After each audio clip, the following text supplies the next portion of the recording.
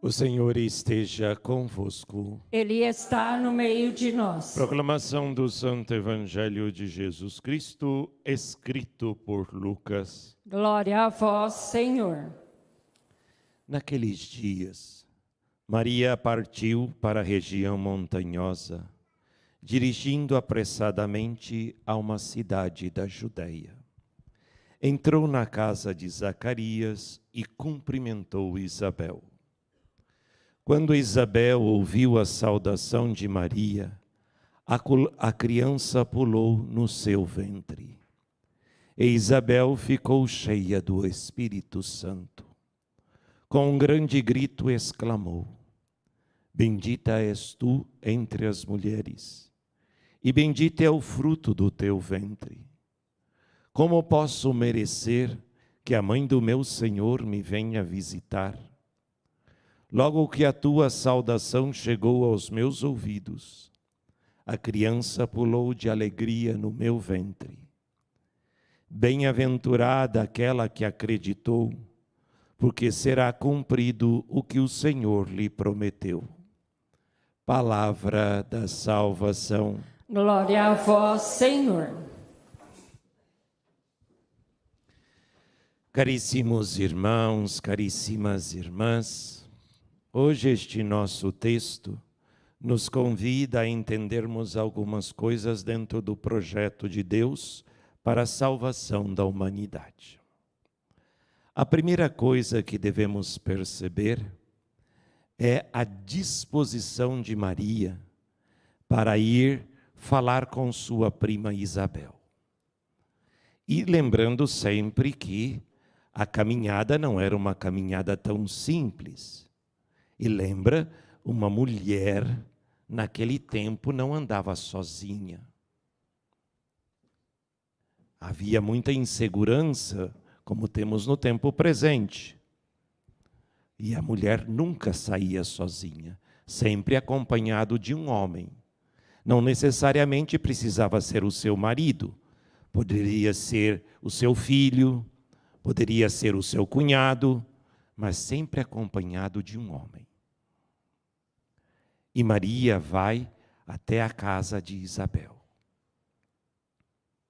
Este caminho que Maria faz, e é um caminho demorado, não é assim como a gente vai daqui ali na esquina, mas é um caminho longo, arriscado. E provavelmente Maria teve que pagar para ir até a casa de sua irmã. Pagar o quê? Para uma caravana levá-la. E o que é levar? Não é como se fosse num ônibus, é andando. Mas pagava por causa do quê? Por causa da segurança. Para não ser assaltada. E para estar protegida. Então se pagava, e aí aqueles que faziam os trajetos com mercadorias também protegiam estas pessoas. Mas elas tinham que ir andando. A segunda coisa que é interessante neste texto é que este mesmo caminho que Maria faz de sua cidade até a Encare mostra uma outra situação. Este é o mesmo trajeto que Davi fez com a Arca da Aliança de Judá, passando para ir a Jerusalém. Então, quem passa primeiro? Deus. Depois, passa sua mãe, com seu filho. Segunda vez, pelo mesmo caminho.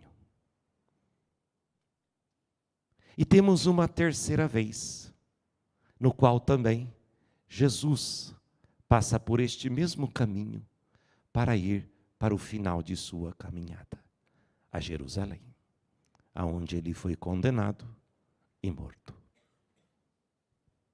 Então nós vemos que este caminho já era um traço de Deus, que a humanidade vai seguindo, a partir da linha de Deus, ou seja, do desejo de Deus. Ele próprio faz o caminho por primeiro. até Jerusalém. Então ele mostra todo também o traçado de salvação que ele nos propõe. Primeiro, com ele próprio.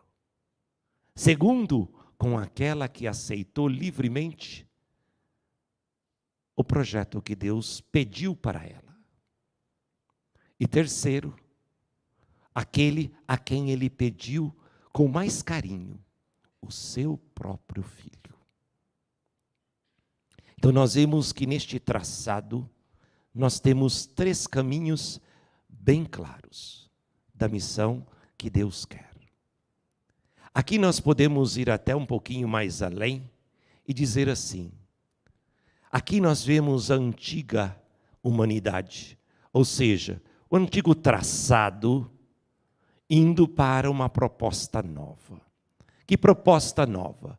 A proposta do projeto de Deus, que vai da antiga humanidade para a nova.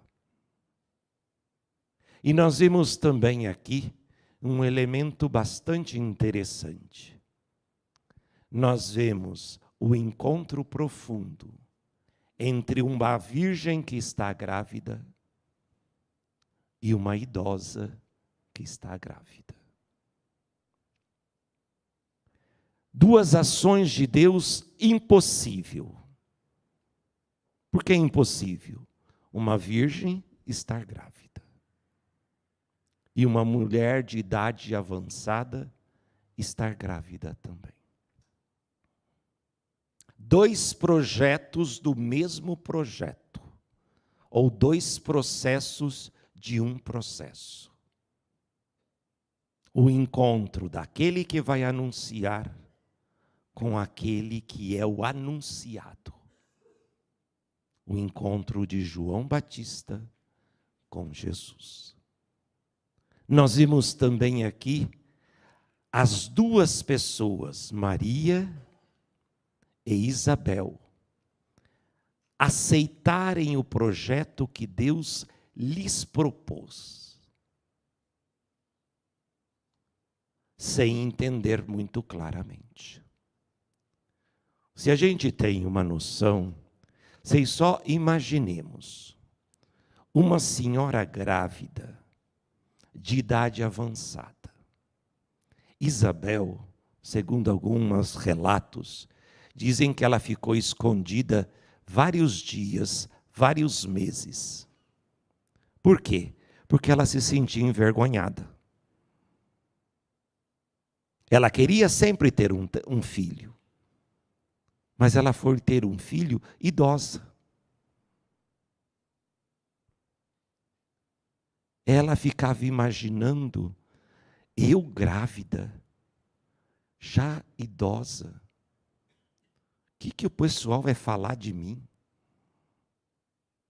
Se eu fosse uma mocinha, tudo bem, mas uma idosa. Até Isabel entender este projeto na sua vida, levou um bom tempo. Não pensa que ela saiu apresentando a barriga assim, a torta e a direita. Ela se escondeu durante muito tempo. Até que ela administrou o que Deus tinha pedido para ela. E às vezes também isso acontece na nossa vida. Deus nos pede uma coisa e a gente se esconde.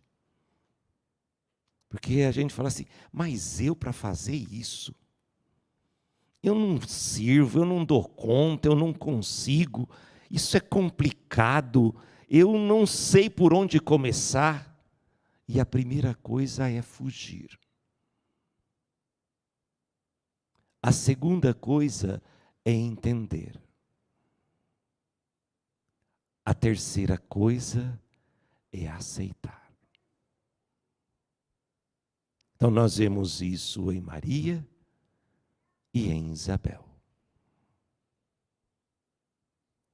Quem teve a possibilidade de ir à nossa paróquia, aqui de Santana, em Valinhos, nós tivemos também a passagem de um filme, um pequeno trechinho do nascimento de Jesus. E lá mostrava a dificuldade de Maria e José de compreender o projeto de Deus para eles. O conflito que eles viveram, até que eles aceitassem este projeto em suas vidas. Não que eles assim disseram não, eles disseram sim. Mas depois a gente é um sim assim. Olha, eu aceito, mas eu quero saber o que vai acontecer. O que vai acontecer depois? O que vai vir depois disso? A gente aceita sim, né? Eu aceito, mas eu quero saber o que eu vou fazer. Eu quero saber o que vai acontecer. Então, nós percebemos que este é o nosso jeito. E Maria e José não foram diferentes disso. Eles também quiseram entender. Mas Deus não explicou. Deus, quando nos pede, Ele quer que a gente confie. E confiança é algo que a gente, adulto, perdeu. E que Deus pede que a gente retome. Por que perdeu? Eu sempre dou esse exemplo para ficar sempre mais fácil da gente entender. Você pega uma criancinha de mais ou menos uns 3 anos e põe em cima da mesa, em pé. E você, pai, mãe, avô e avó, fala para ele assim: pula no colo do vovô, pula no colo do papai ou da mamãe. A criança pula ou não pula? A criança em algum momento vai questionar se o pai, a mãe, o avô, a avó não vai segurá-la. Que o pai e a mãe vai fazer assim: pula! Você vira de costas, ele paf, te cai no chão. Jamais a criança vai questionar isso. Porque ela confia. É isto que nós perdemos. A confiança. E uma confiança assim, total. No qual eu tenho certeza que Deus não vai deixar eu me machucar. É isto que nós perdemos.